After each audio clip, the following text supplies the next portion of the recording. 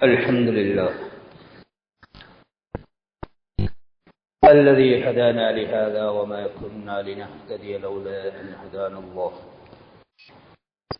والصلاة والسلام على رسول الله محمد بن عبد الله وعلى آله حزب الله. أما بعد، فقد قال الله تعالى في كلامه العزيز بعد أعوذ بالله من الشيطان الرجيم، بسم الله الرحمن الرحيم. يا أيها الذين آمنوا اتقوا الله ولتنظر نفس ما قدمت لغد واتقوا الله إن الله خبير بما تعملون. صدق الله العظيم. நிறைவுடைய வாழ்வளித்து நெடுநிலத்தை காக்க வல்ல மறையளித்த இறைவனுக்கே மாபெரும் புகழ் அனைத்தும் அவனையே போற்றுகின்றேன், புகழ்கின்றேன். அல்ஹம்துலில்லாஹ். சத்தியத்தின் தூதர், சன்மார்க்கத்தின் போதகர், சாந்தி மார்க்கம் ஏந்தி வந்த ஸல்லல்லாஹு அலைஹி வஸல்லம் அவர்கள் மீதிலும், சன்மார்க்கத்தின் சாம்ராஜ்யத்தை கட்டி எழுப்புவதற்காக வேண்டி தங்களின் உயிர்களை எல்லாம் கற்களாக பாவித்த அன்னவர்களுடைய உத்தம தோழர்களாகிய சஹாபாக்கள், அவர்களை துயர்ந்த தாபிஊன்கள், கயாமத்துடைய நாள் வரும் வரைக்கும் யாரெல்லாம் உத்தம நபி ஸல்லல்லாஹு அலைஹி வஸல்லம் அவர்கள் கொண்டு வந்த உன்னதமான தீனை அதன் உண்மையான வடிவிலே பின்பற்றி வாழ்வார்களோ அத்துணை நல்லவர்கள் மீதிலும் அல்லாஹ் சுப்ஹானஹு வ தஆலாவுடைய சாந்தியும் சமாதானமும் என்றென்றும் உண்டாவதாக. புனித ஜும்ஆவுடைய கடமையை நிறைவேற்றுவதற்காக வேண்டி தூய்மையான உள்ளங்களுடன் இஅ்திகாஃபுடைய நியத்துடன் குறித்த நேரத்திலே இறைவனின் இல்லத்திலே ஒன்று குழுமி இருக்கும் அல்லாஹ்வின் நல்லடியார்களே, அன்பார்ந்த இஸ்லாமிய வாலிப நெஞ்சங்கள், எம்மை படைத்து பரிபாலித்துக் கொண்டிருக்கும் எல்லாம் வல்ல ஏகநாயன் அல்லாஹ் சுப்ஹானஹு வ தஆலாவை அனுதினமும் பயந்து, விசேடமாக நாம் தனிமையில் இருக்கின்ற சந்தர்ப்பங்களிலும் அல்லாஹ் சுப்ஹானஹு வ தஆலாவை அஞ்சி பயந்து பணிந்து தக்வாவை கடைபிடித்து நடந்து கொள்ளுமாறு முதற்க நடிகனுக்கும் அப்பால் உங்களுக்கும் அந்த தக்வாவை கொண்டு வன்மையாக வசியத்து செய்கிறேன். நசீஹத் எனும் நல்லுபதேசம் கூறிக்கொள்கிறேன். கண்ணியமான அன்பார்ந்த இஸ்லாமிய சகோதரர்களே, எந்த ஒரு பயங்கரமான காலத்தை விட்டும் தன்னுடைய தோழர்களுக்கு ஏந்தல் நபி ஸல்லல்லாஹு அலைஹி வஸல்லம் அவர்கள் பாதுகாப்பு தேடினார்களோ, அப்படியான ஒரு பயங்கரமான காலத்திலே நாம் வாழ்ந்து கொண்டிருக்கிறோம் என்று சொன்னால் அது மிகையாகாது. கைஃப இதா வகஅத் ஃபீக்கும் ஹம்ஸ் ஃபஅஊது பில்லாஹி அன் தகூன ஃபீக்கும் அவு துத்ரிகூஹுன். ஸல்லல்லாஹு அலைஹி வஸல்லம் அவர்கள் சில பாவங்களை பட்டியலிடுகின்ற பொழுது, சில பாவங்களை நான் சொல்ல போகிறேன், அந்த பாவங்கள் நீங்கள் வாழுகின்ற காலத்தில் நடந்தால் எப்படி இருக்கும் என்ற ஒரு ஆச்சரியமான ஒரு பயங்கரமான ஒரு கேள்வியை எடுத்துவிட்டு ஸல்லல்லாஹு அலைஹி வஸல்லம் அவர்கள் அந்த பாவத்தை பட்டியலிடுவதற்கு முன்னால் சொன்ன ஒரு விஷயம் என்ன தெரியுமா? ஃபஅஊது பில்லாஹி அன் தகூன ஃபீக்கும்.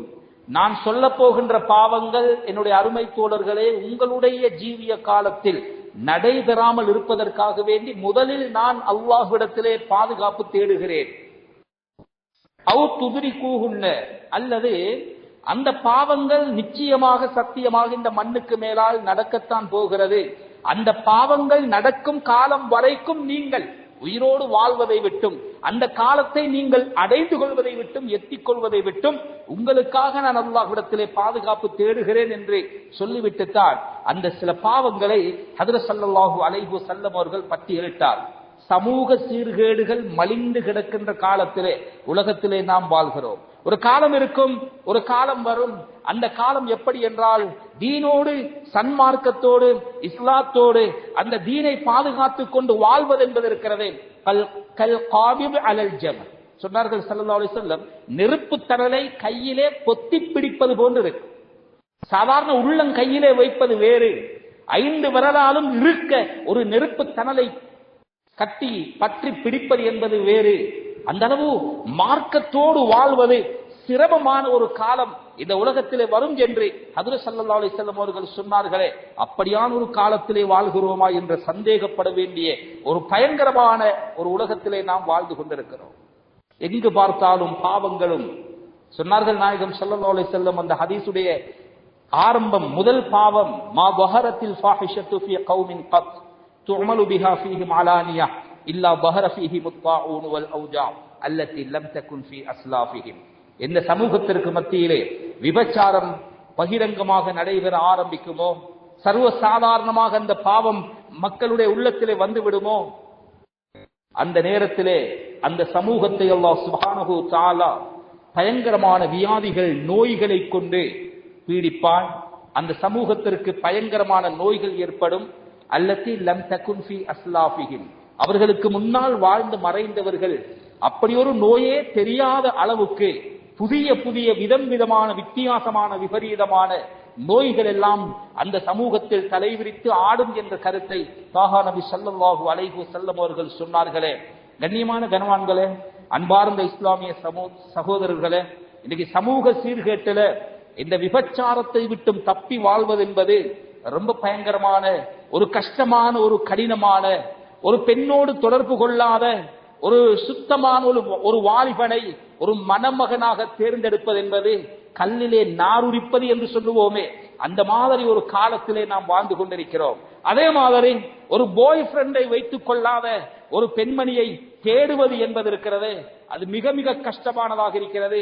சில பொழுது சில பேர் பெண்களை பொத்தி பொத்தி வீட்டுக்குள்ளே வைத்து வளர்த்து ஆளாக்குவது, இதிலே விதிவிலக்கு, அவர்கள் தப்பிக்கொள்கிறார்கள். இருந்தாலும் கைகளிலே தவறுகின்ற தொலைபேசி, தூரத்திலே இருக்கின்ற ஃபித்னாக்களை எல்லாம் வீட்டுக்குள்ளே வரவழைக்கின்ற மிக மோசமான, எந்த அளவுக்கு என்றால் தகப்பன் தாய் எல்லோரும் ஒரு வீட்டிலே உறங்கியதற்கு பின்னாலும் கூட இரவிலே தன்னுடைய அந்த ஆண் நண்பனை வீட்டுக்குள் வரவழைத்து சல்லாபம் கொண்டாடுகின்ற தைரியமான எத்தனையோ யுவதிகள், வாலிப பெண்கள் சமூகத்திலே வாழுகின்ற பயங்கரமான ஒரு காலத்திலே வாழ்ந்து கொண்டிருக்கு. இதற்கெல்லாம் காரணம் என்ன? கண்ணியமான கனவான்களே, அன்பார்ந்த இஸ்லாமிய சகோதரர்களே, பெற்றோர்களே, எங்கள் எல்லாத்தையும் ஒரு பொறுப்பு இருக்கிறது. எங்களுடைய பிள்ளைகளை சாலிகான பிள்ளைகளாக ஆக்கித் தர வேண்டும் என்று குழந்தை பிறந்ததற்கு பிறகல்ல, அந்த குழந்தை பிறப்பதற்கு முன்பிருந்தே துஆ கேட்பது நபிமார்களுடைய ஒரு பழக்கமாக வழக்கமாக இருந்திருக்கிறது. ரப்பி ஹப்லி மினஸ் ஸாலிஹீன், யா அல்லாஹ் எனக்கு தருகின்ற குழந்தைகளை சாலிகான குழந்தைகளை எனக்கு அன்பளிப்பாக தருவாயாக என்று நபிமார்கள் துஆ கேட்டிருக்கிறார். ரப்பனா ஹப்லனா மின் அஸ்வாஜினா வதுர்ரியாத்தினா குர்ரத அயுன் வஜஅல்னா லில் முத்தகீன இமாமா. உண்மையான ஈமான்தாரிகள் மூமின்கள் அவர்களுடைய சிஃபத்துகளை பற்றி அல்லாஹ் சொல்லிக் கொண்டு வந்து விசேஷமாக நாளாந்தம் அவர்களுடைய துஆ எப்படி இருக்கும் தெரியுமா? யா அல்லாஹ், எங்களுடைய மனைவிமார்கள் எங்களுடைய பரம்பரை பிச்சலங்களில் இருந்து கண் குளிர்ச்சியை நீ எங்களுக்கு தந்தருள்வாயாக என்ற ஒரு துஆவை அவர்கள் வழக்கமாக செய்து கொண்டு வருவார்கள் என்ற கருத்தை குர்ஆனிலே அல்லாஹ் சுப்ஹானஹு தஆலா எங்களுடைய குழந்தைகள் ஒரு மோசமான நிலையை அடைந்து விடக் கூடாது என்பதற்காக இப்படி துஆ செய்ய வேண்டும் என்று சொல்லி தருகிறார். சூரத்துல் அஹ்காஃபிலே 15வது வசனம், ரப்பி அவ்ஸிஅனி அன் அஷ்குர நிஅமதக அல்லதி அன்அம்த அலைய வ அலா வாலிதை. ஒரு மனிதன் 40 வயதை அடைந்து விட்டால், ஹத்தா இதா பலக அஷுத்த வ பலக 40 சனா, அஷுத்தி என்பது ஒரு 30-35 வயதிற்கு இடைப்பட்ட அந்த பருவம். அந்த பருவம் அல்ல, அதுக்கும் அப்பால் எப்பொழுது 40ஐ தொடுகிறானோ அந்த நேரத்திலே ஒவ்வொரு முஃமினும் எப்படி துஆ கேட்க வேண்டும் குர்ஆனிலே அல்லாஹ் நேரடியாக சொல்லுகிறான். வலக்கது வஸைனல் இன்சான், மனிதர்களுக்கு நாம் வசியத்தாக சொல்லுகிறோம், புத்தி சொல்லுகிறோம் என்று சொல்லி அல்லாஹ் சுப்ஹானஹு தஆலா சொல்லுகிறான். அவருடைய துஆ எப்படி இருக்கணும்? ரப்பி அவ்ஸிஅனி அன் அஷ்குர நிஅமதக அல்லதி அன்அம்த அலைய வ அலா வாலிதைய, எனக்கும் என் பெற்றோருக்கும் இந்த சன்மார்க்கத்தை நீ நியமத்தாக தந்ததற்கு நன்றி செலுத்துபவனாக நீ என்னை ஆக்கிவிடு என்று இந்த ஈமானுடைய நியமத்திற்கு நன்றி செலுத்திக் கொண்டே இருக்க. அப்படி இல்லை, காலையில முஸ்லீமாக இருப்பான், மாலையில காபீராகி விடுவான். மாலையில முஸ்லீமாக இருந்தால் காலையில காபீராகி விடுவான். அப்படி ஒரு காலம் வரும் என்றார்கள் ஹஜ்ரத் ஸல்லல்லாஹு அலைஹி வஸல்லம். நியமத்துக்கு நன்றி செலுத்தல என்றால் அந்த நியமத்தை அல்லாஹ் சுப்ஹானஹு தஆலா கலட்டி எடுப்பான் என்பது குர்ஆன் ஹதீஸுடைய தெளிவு. கண்ணியமான சகோதரர்களே, ரப்பி அவ்ஸிஅனி அன் அஷ்குர நிஅமதக அல்லதி அன்அம்த அலைய வ அலா வாலிதைய வ அன் அஅமல ஸாலிஹன் தர்தா வ அஸ்லிஹ் லி ஃபீ துர்ரிய்யதி. பொதுவாக 40ஐ தொட்டவர் பெரும்பாலும் குழந்தைக்கு தகப்பனாகத்தான் இருப்பார், விதிவிலக்கு இருக்கலாம். அந்த 40 வயதை அடைந்ததற்கு பின்னால், யா அல்லாஹ், இதுக்கு பின்னால நான் செய்கின்ற எல்லா செயலையும் உன் பொருத்தத்தை தேடித் தருகின்ற செயல்களையே செய்வதற்கு நீ துணை நிற்பாயாக என்று துஆ கேட்கணும். அல்லாஹ் சொல்லுகிறார். 40 தொட்டீர்களா, அதற்கு முன்னால் தெரியாத காலத்திலே தப்பு செய்தீர்களா, தவறு செய்தீர்களா, பிரச்சனை கிடையாது, தௌபா செய்யுங்கள், அல்லாஹ் மன்னிப்பான். தாடி பழுத்ததற்கு பின்னாலும், முடி நரைத்ததற்கு பின்னாலும், தோல் சுருங்கியதற்கு பின்னாலும், எலும்புகள் இலகியதற்கு பின்னாலும், முதுமையுடைய ஆரம்பத்தை நீங்கள் அடைந்ததற்கு பின்னாலும், முழு அனுபவத்தையும் நீங்கள் தெரிந்ததற்கு பின்னாலும் தவறு செய்தால் உங்களுக்கு மன்னிப்பு கிடையாதே. 40க்கு மேலால் யார் தௌபா செய்யாமல் இன்னும் அதே பாவத்தை செய்து கொண்டிருந்தானோ அவன் நாசமடைவதில் எந்த சந்தேகமும் இல்லை என்றார்கள் ஹஜ்ரத் ஸல்லல்லாஹு அலைஹி வஸல்லம். அதுக்காக வாலிபர்கள் அப்ப 40 வயது வரைக்கும் எங்களுக்கு தப்பு செய்யலாமா என்ற சிந்தனை வரக்கூடாது. 40 வரைக்கும் நாம் வாழ்வோம் என்பதில் என்ன நிச்சயம் இருக்கிறது? அல்லாஹ் சொல்கிறான், ஹத்தா இதா பலக அசுத்தா, 40ஐ அடைந்தவர்களுக்குத்தான் நீங்கள் துஆ செய்ய வேண்டும். கண்ணியமான கனவான்களே, அதிலே வருகிறது, யா அல்லாஹ் எங்களுடைய பிள்ளைகளை நீ சாலிகானவர்களாக உருவாக்கி தருவாயா. இன்னைக்கு பெரிய பிரச்சனையாக குழந்தைகள் இல்லாதவர்கள் குழந்தை இல்லையே என்ற ஒரே ஒரு கவலை தான் அவர்களை வாழ்க்கை. குழந்தைக்கு தாயாக தகப்பனாக இருக்கக்கூடியவர்கள் எத்துணை வகையான கவலைகள். சுப்ஹானல்லாஹ். எனவே இன்று சமூகத்திலே வாலிபர்களும் தான் யுவதிகளும் தான் அதிகமான தப்புகள் தவறுகளில் ஈடுபடுவதற்கான பிரதானமான காரணம் உண்மையிலே அந்த பெற்றோர்கள் அவர்களுக்கு பக்குவத்தை போதிக்கவில்லை, தக்வா உள்ளவர்களாக அவர்களை ஆக்கவில்லை, அல்லது அந்த தாயும் தகப்பனும் தவறு செய்திருக்க வேண்டும். விதிவிலக்கு இருக்கலாம்.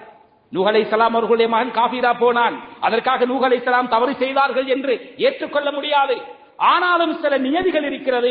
பெற்றவர்கள் பாவம் செய்தால், தப்பு செய்தால், தவறு செய்தால் அந்த குழந்தைகளும் அதே வழியிலே அந்த தப்பை செய்வார்கள், தவறை செய்வார்கள். இமாம் ஷாஃபிஈ ரஹ்மத்துல்லாஹி அலைஹி அவர்கள் தன்னுடைய தீவானிலே ஒரு ஹதீஸை மையமாக வைத்து சில கவிவரிகளை கொண்டு வந்திருக்கிறார்கள். அதில் ஜினாவை பற்றி அவர்கள் எழுதுகின்ற பொழுது, எடுத்து இயம்புகின்ற பொழுது சில ஆச்சரியமான வரிகளை அவர்கள் முன்வைக்கிறார்கள்.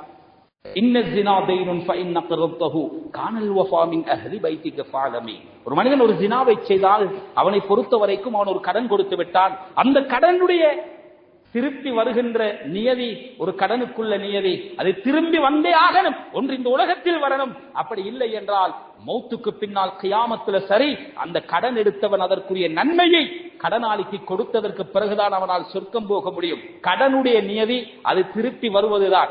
ஜினா என்றால் நீ உன்னை பொறுத்த வரைக்கும் ஒரு கடனை கொடுத்து விட்டாய், அதனுடைய திருப்பி வருதல் எப்படி அமையும் தெரியுமா? அது எப்படி திரும்பி வரும் தெரியுமா? கானல் வஃபா மின் அஹ்லி பைத்திக ஃபாலமி, உன் வீட்டு குடும்ப பெண்ணின் மூலமாக அல்லாஹ் அதை உனக்கு ரிட்டர்ன் தருவார். நீ ஒருத்தனுடைய சகோதரியோடு அந்த பாவத்தில் ஈடுபட்டால் சில நேரம் உன் சகோதரி அந்த பாவத்திலே மாட்டுவாள்.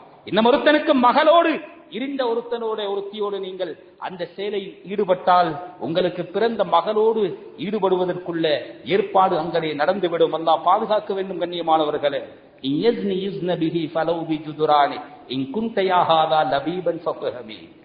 நீ விபச்சாரம் செய்தால் உன்னோடு சம்பந்தப்பட்ட உன் குடும்ப பெண், அது உன் மனைவியாக இருக்கலாம், தாயாக இருக்கலாம், சகோதரியாக இருக்கலாம், மகளாக இருக்கலாம், ஏன் பேர பிள்ளைகளாக இருக்கலாம், அவளோடு ஜினா செய்வதற்கு இந்த உலகத்தில் ஆண்களே இல்லாத ஒரு நிலை வந்தாலும் கூட உன் வீட்டு தூணோடு சேர்ந்து சரி அவள் செய்வாள்.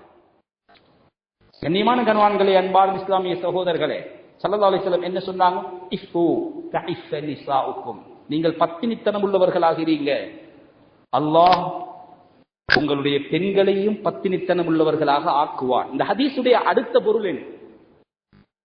நீங்கள் பத்தினித்தனம் உள்ளவர்களாக, நீங்கள் சுத்தவாரியாக இருந்தால் உங்கள் வீட்டு பெண்களுக்கு அந்த சுத்தம் தானாக வந்துவிடும். உங்கள் பார்வைகளில் நீங்கள் அடுத்த பெண்களை மேயக்கூடியவர்களாக இருந்தால் அடுத்த ஆண்களை மேயக்கூடியவர்களாக உங்கள் வீட்டு பெண்கள் இருப்பார்கள். அல்லாஹ் பாதுகாக்க வேண்டும். கண்ணியமானவர்களே, வாலிபர்களே, மிச்சம் கவனமாக நாம் இருக்க வேண்டும். நாம் எப்படி எங்களுடைய அன்றாட வாழ்க்கையில் செயல்படுகிறோமோ அதே மாதிரிதான் எங்களுக்கு வாய்க்கப் பெறுகின்ற மனைவிமார்களும் அப்படித்தான் வருவார். ஒரு சாலிகான பெண்ணை ஒரு அயோக்கியனுடைய கையிலே ஒப்படைப்பதை விட்டும் அல்லாஹ் சுத்தமானவன், தூரமானவன் என்று அவருடைய ஒவ்வொரு துவாவும் எனக்கு வருகின்ற கணவனை ஒரு சாலிகான கணவனாக நீ ஆக்கி தருவாயாக என்றுதான் அந்த பெண் துவா கேட்பாள். உள்ள குப்பாடி பாவங்களை எல்லாம் செய்துவிட்டு பெண் பார்க்கின்ற பொழுது மாத்திரம் எங்களுக்கு ஒரு பத்தினியை நாம் பார்ப்பது என்பது இருக்கிறதே, இது இரும்பிலே விவசாயம் செய்வதை போல இது சாத்தியமற்ற ஒரு சமாச்சாரம் ஆகிவிடும். எனவே அல்லாஹ் சுப்ஹானஹு வ தஆலா இந்த பாவத்தை வன்மையாக கண்டிக்கிறான். வலா தக்ரபுஸ் ஸினா இன்னஹு கான ஃபாஹிஷா வ ஸாஅ ஸபீலா. விபச்சாரம் செய்ய வேண்டாம் என்று அல்லாஹ் சொல்லவில்லை. திருட்டை எடுத்தால் திருட வேண்டாம் என்று சொல்லுகிறார். கொலையை எடுத்தால் கொலை செய்ய வேண்டாம் என்று சொல்லுகிறார். சாராயத்தை எடுத்தால் மது அருந்த வேண்டாம் என்று சொல்லுகிறார். சூதாட்டத்தை எடுத்தால் சூதாட்டம் வேண்டாம் என்கிறார். சூரியத்தை எடுத்தால் சூரியம் செய்ய வேண்டாம் என்கிறார். விபச்சாரத்தை எடுக்கின்ற பொழுது நீங்கள் விபச்சாரம் செய்ய வேண்டாம் என்று சொல்லவில்லை. மாறாக அதற்கு முன்னாலுள்ள விளையாட்டுகள் சகலதும் விபச்சாரத்தின் பக்கம் நெருங்கவும் வேண்டாம். அது ஒரு ராங் நம்பரில் இருந்து வந்த மிஸ்கோலில் ஆரம்பிக்க கூடியதாக இருந்தாலும் சரி. தெரியாத ஒரு பெண் குரல் கேட்கிறதா, தெரியவில்லை என்றால் அதை கட் பண்ணிவிட வேண்டும். ஒரு ஆண் குரல் வருகிறதா, அந்த பெண் அவனோடு பேச்சை தொடரக்கூடாது. அதுதான் முதல் படி. இந்த விபச்சாரத்தின் பக்கம் நெருங்கவும் வேண்டாம் என்று சொல்லுகின்ற இந்த ஆயத்திற்கு தஃப்சீர் எழுதுகின்ற பொழுது ஒரு ஹதீஸை கொண்டு வருகிறார்கள். மன் வதஅ யதஹு அலா இம்ரஅத்தின் லா தஹில்லு லஹு, ஒரு பெண் ஒரு ஆளுக்கு ஹலால் இல்லாத ஒரு பெண்ணை ஒரு மனிதன் இச்சையோடு தொட்டால் ஜாஅ யௌமல் கியாமத்தி மக்லூலத்தன் யதுஹு இலா உனுகிஹ், அவனுடைய 2 கைகளும் கழுத்தோடு சூகையானதாக, செயலிழந்ததாக, சொத்தி கையாக அந்த கை ஆக்கப்படும். பார்க்கும் பொழுதே எல்லோரும் புரிந்து கொள்வார்கள், இவன் விபச்சாரம் செய்த ஹலால் இல்லாத பெண்களை இவன் தொட்டு கழுவிய கையோடு வந்திருக்கிறார். வயிறு பெருத்த நிலைமையிலே சில பேரை பார்ப்பீர்கள், வட்டி சாப்பிட்டவர்கள் என்று மக்கள் புரிந்து கொள்வார்கள். பேயறைந்தவனை போன்று சில பேர்கள் இருப்பார்கள், அவர்களும் இந்த வட்டியோடு சம்பந்தப்பட்டவர்கள் என்றெல்லாம் குர்ஆன் ஹதீஸ் யதஹப்பதுஹு ஷைத்தானு மினல் மஸ், கியாமத்தில் எழுப்பப்படுகின்ற பொழுது பேயறைந்தவன மாதிரி எழுப்பப்படுவார்கள். ஒவ்வொரு பாவத்திற்குரிய அறிகுறியை அடையாளங்களை அல்லாஹ் சுப்ஹானஹு வ தஆலா அவர்களுடைய உடம்புடைய அமைப்பிலே வெளிப்படுத்துவார். அதில் விபச்சாரம் செய்தவர்களுடைய கை சூகையாகி சொத்தியாகி கழுத்தோடு இறுகி போயிருக்கும். அந்த பெண்ணை இவன் வெறும் முத்தமிட்டு இருக்கிறான் என்றால் அவனுடைய 2 உதடுகளும் நெருப்பினாலான கத்தரிக்கோள்களால் கத்தரிக்கப்படும்.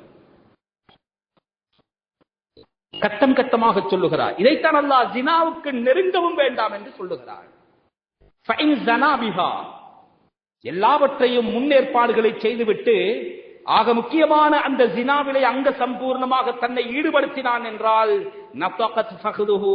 அவனுடைய தொடை பேசும் வகாலத் அனலில் ஹராவி ரகித்து, பாவம் நடந்த இடத்தை நோக்கி நான் நடை போட்டேன் என்று சொல்லும். அவனிடத்தில் கேட்டால் அவன் மறுப்பான், நான் அப்படி ஒன்றும் செய்யலையா அல்லாஹ் என்று அவன் மறுத்து விடுவான். வலது பக்கம் பார்ப்பான், எதுவும் இருக்காது. இடது பக்கம் பார்ப்பான், யாரும் இருக்க மாட்டார்கள். வலது பக்கம் நன்மை, இடது பக்கம் பாவம். முன்னால் பார்த்தால் நரக நெருப்பு அல்லாஹ்வுடைய சன்னிதானத்திலே நிறுத்தி வைக்கப்பட்டிருப்பான். உன்னை பற்றி இப்படி ஒரு குற்றச்சாட்டு எழுதப்பட்டிருக்கிறதே, உன் பங்குக்கு நீ என்ன பதில் சொல்லுகிறாய் என்று கேட்டால் அவன் மறுப்பான். தொடை பேசும். எப்படி மறுப்பான்? யா அல்லாஹ், நான் தானே அந்த பாவம் நடைபெற்ற அந்த அறைக்கு நடந்து சென்றேன். கண் சொல்லும் ஹராத்தை நான் முதலாவதாக பார்த்தேன். கை சொல்லும் அதை நான் தடவினேன். கண் பார்க்கும், கை தொட்டதை சொல்லும், கால் நடந்ததை சொல்லும், நாக்கு கொஞ்சி குழாவியதை பற்றி சொல்லும். அவர்களுடைய மர்மஸ்தானங்களிலே கொக்கி போட்டு அந்த ஆண்களும் பெண்களும் தொங்க வைக்கப்பட்டு நெருப்பினாலான சாட்டைகளால் அடிக்கப்படுகின்ற பொழுதே அவர்கள் கத்துவார்கள், கதறுவார்கள். ஜபானியாக்கள் கேட்பார்களாம், அந்த பாவத்தை செய்கின்ற பொழுது கொஞ்சின அந்த குரல் எங்கே, சிரித்த அந்த சிரிப்பு எங்கே?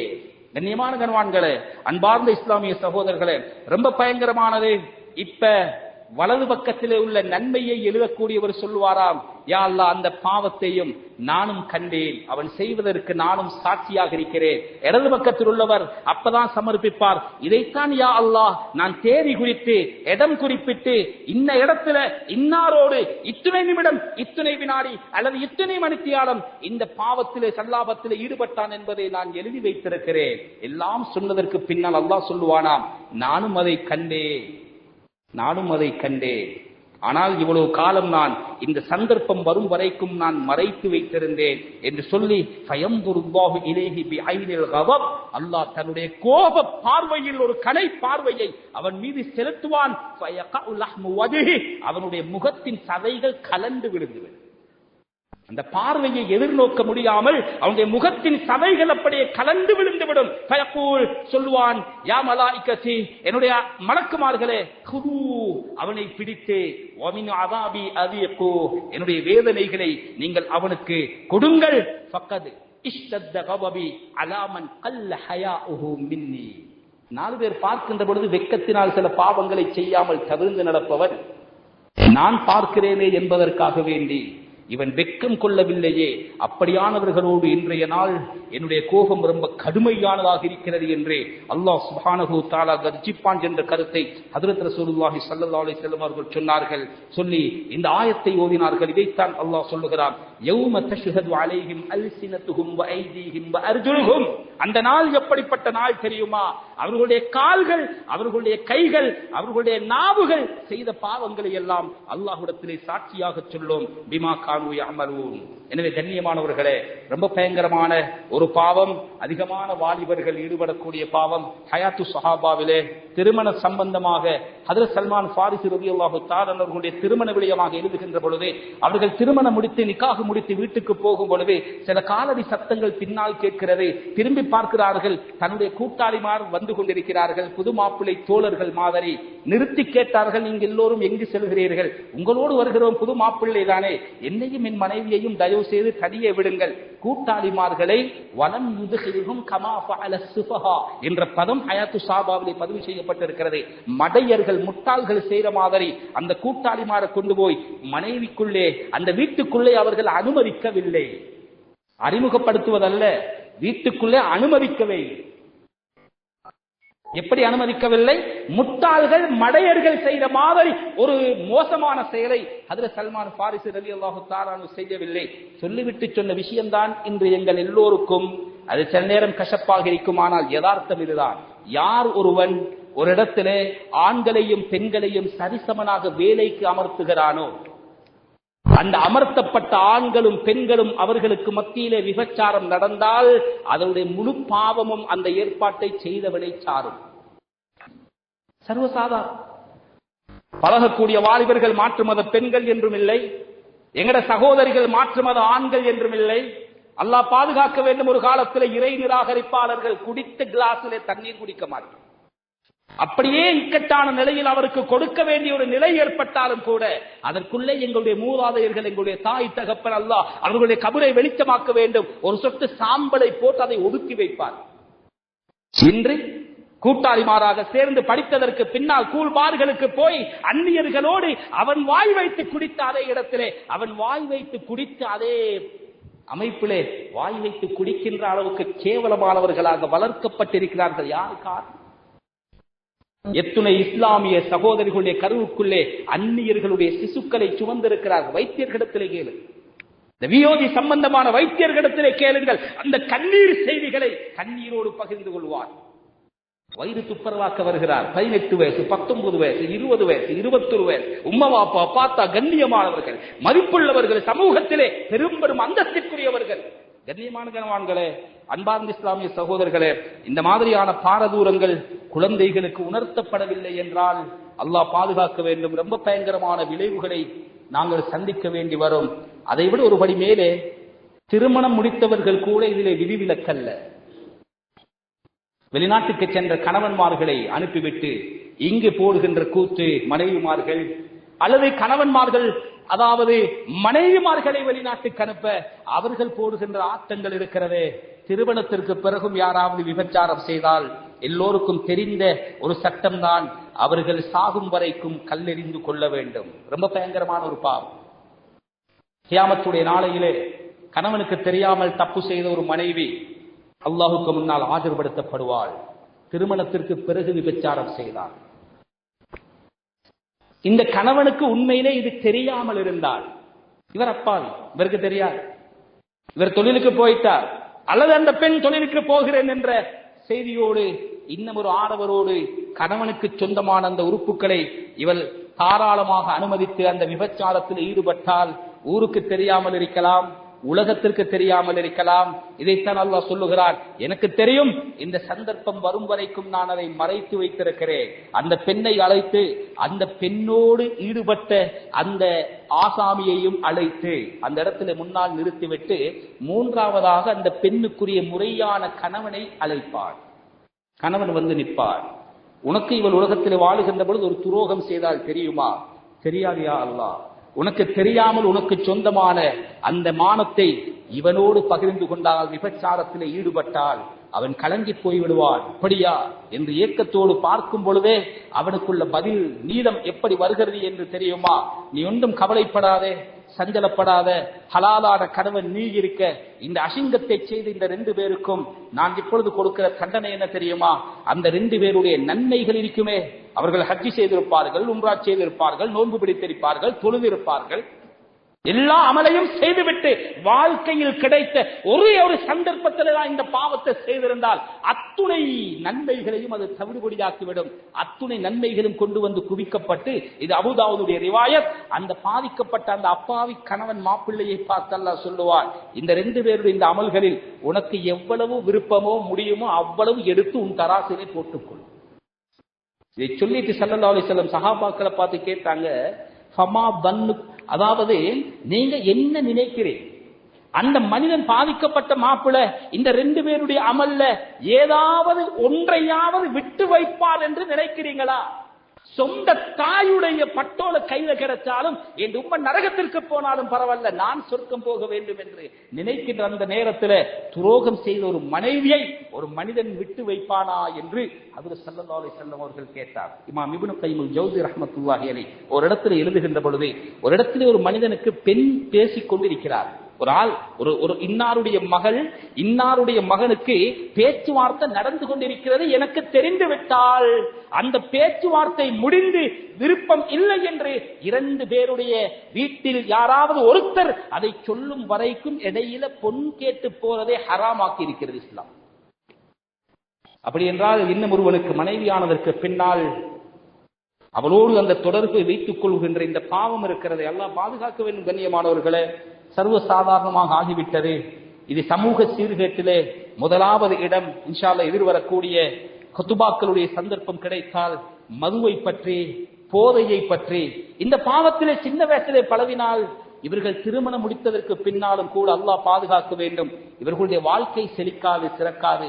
நிறைய இடங்கள்ல விவாகரத்தும் தலாக்கும், ஏன் முறையாக வாலிப பருவத்தை கழிக்காதவர்கள் அல்லாஹ் பாதுகாக்க வேண்டும். எனவேதான் கண்ணியமான கணவான்களே, அன்பார்ந்த பெற்றோர்களே, இறுதியாக ஒரு விடயத்தை மாத்திரம் முன்வைத்து ஹுத்பாவை முடித்துக் கொள்கிறேன்.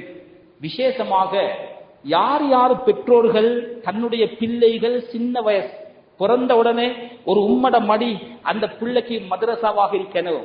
பால் கொடுக்கும் பொழுது பிஸ்மில் புள்ள சொல்லாது அந்த தாய் சொல்லணும். கொட்டாவி போனால் அவுது பில்லாஹி மினஷ் ஷைத்தானிர் ரஜீம் புள்ள சொல்லாது அந்த தாய் சொல்ல வேண்டும். சாப்பிடுகின்ற பொழுது எல்லா விடயத்திலையும் அந்த குழந்தையை சிறுக சிறுக ஒரு நல்ல ஒரு தீனுடைய பாசறையாக முதல் மதரசாவாக அந்த தாயும் தகப்பனும் இருக்கணும். 5 வயசு வந்துருச்சா, 6 வயசு வந்து விட்டதா, 7 வயசு தம்யூஜுடைய வயது வந்து விட்டால் ஒரு சாலிகான முரப்பி இடத்திலே அந்த பிள்ளை ஒப்படைக்கப்பட வேண்டும். ஒரு மதரசாவுடைய உஸ்தாத் இடத்திலே, ஒரு முஅல்லிம் இடத்திலே அந்த குழந்தை அனுப்பப்பட வேண்டும். ஜிப்ரீல் அலைஹிஸ்ஸலாத்து வஸ்ஸலாம் இந்த உலகத்திலே நடந்த முதலாவது, இந்த மார்க்கத்திலே நபியுடைய உம்மத்திலே நடந்த முதல் மதரசா ஹிரா குகை. அங்கு மாணவராக வல்ல நபி ஸல்லல்லாஹு அலைஹி வஸல்லம் அவர்களும் ஆசானாக ஹஜ்ரத் ஜிப்ரீல் அலைஹிஸ்ஸலாம் கால் மடித்து உட்கார்ந்து படித்துக் கொடுத்தார். கண்ணியமான கணவான்களே, அன்பார்ந்த இஸ்லாமிய சகோதரர்களே, என்னிடத்தில் வசதி இருக்கிறது, வாய்ப்பு இருக்கிறது. எல்லாரையும் போல நாங்களும் சில ஹஜ்ரத்மாரை வீட்டுக்கு கொண்டு வந்து ஒரு 20 நிமிஷம் 15 நிமிஷம் ஓதி கொடுத்தால் அது சரியாகிவிடும் என்று இன்று குர்ஆனை வமா அத்தலு கிதாபல்லாஹ் வ சுன்னத நபிய்யிஹிம் இல்லா ஜஅலல்லாஹு பஅஸஹும் பைனஹும். நான் ஆரம்பத்திலே சொன்னேனே, சில பாவங்களை சொல்லுகிறேன். அந்த பாவங்கள் நடைபெறுகின்ற காலத்திலே நீங்கள் வாழ்ந்துவிடக் கூடாது என்பதற்காக அல்லாஹ்விடத்திலே பாதுகாப்பு தேடுகிறேன் என்று சொல்லி முதலாவது விபச்சாரத்தை சொன்னார்கள். 5வது சொன்னார்கள் தெரியுமா? குர்ஆனையும் ஹதீஸையும் முதுகுக்கு பின்னால டோன்ட் கேர் ஆக்கிடுவார், கவனம் எடுக்க மாட்டார். எல்லா பக்கத்தினாலும் அந்த சமூகத்தை, அந்த இஸ்லாமிய சமூகத்தை பிரச்சனைகள் சூழ்ந்து கொள்ளும், வேதனைகள் சூழ்ந்து கொள்ளும் என்று ஹஜ்ரத் ஸல்லல்லாஹு அலைஹி வஸல்லம் சொன்னார். ஆயிரக்கணக்கான ரூபாய்களை செலவழித்து எத்தனையோ டிகிரிகளை கொடுக்கிறோம், பிரச்சனையே இல்லை. சமூகத்தில் கட்டாயம் புத்திஜீவிகள் தேவை, அது 100க்கு 200 வீதம் உண்மை. ஆனால் அந்த பிள்ளையுடைய அந்த 7 வயசு தொடக்கம் இருக்கிறே, அதுல பசுமர தானி மாதிரி அதனுடைய உள்ளத்துல தக்வாவையும் ஈமானையும் அல்லாஹ்வுடைய அச்சத்தையும் மார்க்கத்துடைய சட்டங்களையும் தெளிவுகளையும் நீங்கள் கொடுத்தால் எந்த தேசத்திற்கு போனாலும் அது பெரும் பாவத்தை அணுகாது. அடுத்தது இன்னும் ஒன்று இருக்கிறது. ஒரு பள்ளி வாசலுக்கு கண்ணியமான சகோதரர்களே, பொதுவாக எங்களுடைய பள்ளி வாசல் எடுத்துக்கொண்டால் எல்லா நலவுகளும் நடைபெற்றுக் கொண்டிருக்கிறது. போய நாள் வருகிறதா, பெண்களுக்கான மார்க்க உபன்யாசம். சனிக்கிழமை வருகிறதா, தஃசீருடைய வகுப்பு. செவ்வாய்க்கிழமை வருகிறதா, ஃபிக்ஹுடைய வகுப்பு. பக்கத்திலே மதரசாக்கள், எத்தனையோ முஅல்லிம்கள், எத்தனையோ முஸ்லிமார்கள், எத்தனையோ தலை சிறந்த அறிஞர்கள் காலடியிலே இருக்கின்ற பொழுது அல்லாஹ்விடத்திலே எந்த குற்றத்தையும் எந்த ஒரு காரணத்தையும் எங்களால் சொல்ல முடியாது. தகுதி வாய்ந்த உலமாக்களால் பாட்டை மதரசாக்கள் ஆரம்பிக்கப்பட்டிருக்கிறது. பெண் பிள்ளைகளுக்கு வேறாக, ஆண் பிள்ளைகளுக்கு வேறாக. ஆனால் இரத்த கண்ணீர் வடிக்க வேண்டிய விடயம் என்ன தெரியுமா? வருகின்ற விகிதத்தை பார்த்தால் இந்த மதரசாவுக்கு அனுப்பி ஒரு உஸ்தாதுடைய பயத்தோடு, அந்த பக்குவத்தோடு, அந்த ஒழுக்கத்தோடு ஆரம்ப கல்விகளை யாரெல்லாம் கற்றிருக்கிறார்களோ கடைசி வரைக்கும் அவர் அந்த முஅல்லிமை தன்னுடைய ஒரு ஆசானாக, தன்னுடைய ஒரு அட்வைசராக, இது விடயத்திலேயும் தன்னிடத்தில் ஆலோசனை செய்யக்கூடியவராக, பொதுவாக ஒரு வெளிநாட்டு வேலை வாய்ப்புக்கு போவதாக இருந்தாலும் புத்திமதியை சொல்லுங்கள், நான் ஒரு தொழிலுக்கு போகிறேன் என்ற அந்த உலமாக்களுடைய அறிஞர்களுடைய மூத்தவர்களுடைய ஆலோசனையோட செயல்படுவார். திருமணம் முடிக்கும் பொழுதும் எப்படி ஹஜ்ரத் என்னுடைய திருமணத்தை எடுத்துக் கொள்வது என்றால் அவர் அந்த ஹஜ்ரத்துக்கு பயந்து பயந்து இந்த உலகத்தில் அவருடைய சிறு பராயத்திலே பதிந்தவை அந்த மதிப்பும் மரியாதையும் கடைசி வரைக்கும் இருக்கு. எனவே கண்ணியமானவர்களே, வீட்டிலே வைத்து ஓதி கொடுப்பது, அதற்கென்று பல உலமாக்கள் ஓதி கொடுத்துக் கொண்டிருக்கிறார்கள், அவர்களை குற்றம் சொல்ல முடியாது. ஆனால் முறையாக சமூகத்திலே 4-10 பேரோடு அமர்ந்து அந்த மார்க்கத்துடைய கல்வியை ஒரு போட்டிக்கு மத்தியிலே அதை தொடர்கின்ற பொழுதுதான் அந்த பள்ளிவாசலோடு ஒரு தொடர்பு வரும். இல்லாவிட்டால் சமூகத்தில் அவரை யாருக்கும் தெரியாது, ஊரிலே ஓதியவர்கள் யார் என்றும் தெரியாது, படிக்கிறது மாற்று மத பாடசாலைகளில் நண்பர்கள் கிடையாது, சமூகத்திலே ஒன்றுமே தெரியாது, யாரையும் தெரியாது. ஒரு மாதிரியான ஒரு அமைப்பிலே அந்த வாழ்க்கை போகும் பொழுது எல்லா வகையான பிரச்சனைகளுக்கும் அவர் மாட்டிப்படுவார்கள். எனவே குழந்தைகளுடைய சிறுபராயத்திலிருந்தே அவர்களுடைய அவர்களுடைய ஈமானுடைய அகீதாவுடைய விடயத்திலே நாம் கவனம் எடுக்கவில்லை என்றால் இன்று பெரும் பாவங்கள் மலிந்திருக்கின்றது. இன்னும் சொற்ப நாளிலே காலையிலே முஸ்லீமாக இருந்தால் மாலையிலே காபீராகுவான் என்ற ஹதீஸ் இருக்கிறதே, ஆங்காங்கே அதையும் கண்டுகொண்டுதான் வருகிறோம். எனவே எங்களுடைய வயிற்றிலே பிறந்தவர்கள், எங்களுடைய ரத்தத்தினால் பிறந்தவர்கள் அல்லாஹ்வை நிராகரிக்கின்ற ஒரு காபீராக இந்த உலகத்திலே வாழ்ந்தால் அதைவிட துர்ப்பாக்கியம் எதுவும் இல்லை. எனவே பெற்றோர்களாக எங்களால் செய்ய முடியுமானதை அந்த மாதிரியான மதரசாக்கள் அதற்கு நேரங்களை ஒதுக்கி, காலங்களை ஒதுக்கி அந்த குழந்தைகளை அனுப்பி அவர்களுக்கு தேவையான வழிகாட்டலை கொடுக்கின்ற ஏற்பாட்டை செய்து எங்களுடைய குழந்தைகளின் எதிர்காலங்களை ஒளிமயமான எதிர்காலங்களாக ஆக்கிக்கொள்ள எல்லாம் வல்ல அல்லாஹ் சுப்ஹானஹு வ தஆலா நம் அனைவர்களுக்கும் துணை புரிவானாக. யா அல்லாஹ் எங்களுடைய பாவங்களை மன்னித் தருவாயாக, எங்களை பெற்று வளர்த்த பெற்றோர்களுடைய சகல பாவங்களையும் மன்னித் தருவாயாக. எங்களுக்கு கல்வி போதித்து இந்த நிலைமைக்கு எங்களை உருவாக்கிய உயர்த்திய உஸ்தாத்மார்கள், ஆசிரியர்கள் அனைவர்களுடைய பாவங்களையும் மன்னித் தருவாயாக. கெட்ட பயங்கரமான ஆபத்தான நோய்களை விட்டு எங்களை பாதுகாத்து தருவாயாக. யா அல்லாஹ் இஸ்லாத்தையும் முஸ்லிம்களையும் பாதுகாத்து தருவாயாக. முஸ்லிம்கள் எங்கெங்கெல்லாம் கஷ்டப்படுகிறார்களோ அவர்களுக்கு உன்னுடைய உதவிக்கரத்தை நீட்டி வைப்பாயாக. விசேடமாக பலஸ்தீனிலே வாழுகின்ற முஸ்லிம்கள் ஒவ்வொரு நாளும் நாளொரு மேனியும் பொழுதொரு வண்ணமாக பசியிலே இந்த உலகத்தை விட்டு இந்த நவீன உலகத்தில் உயிரிழந்து கொண்டிருக்கிறார்கள். யா அல்லாஹ் பெற்றவர்களுக்கு முன்னால் குழந்தைகளும், பிள்ளைகளுக்கு முன்னால் பெற்றவர்களும் அந்த பிறமான விடயத்திற்கு நீ ஒரு முடிவு கட்டி விடுவாயாக. யா அல்லாஹ் அவர்களுடைய பசியை போக்கி வைப்பாயாக, அவர்களுடைய தாகத்தை தீர்த்து வைப்பாயாக, அவர்களுடைய தேவைகளை நிறைவேற்றி கொடுப்பாயாக. யஹூதி நசரானிகளுடைய சதித்திட்டங்களை தவிடுபடியாக்கி விடுவாயாக.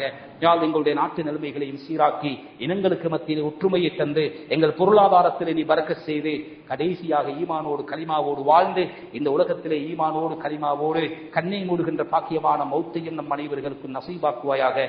துஆக்களை கபூல் செய்து கொள்வாயாக. وآخر دعوانا الحمد لله رب العالمين.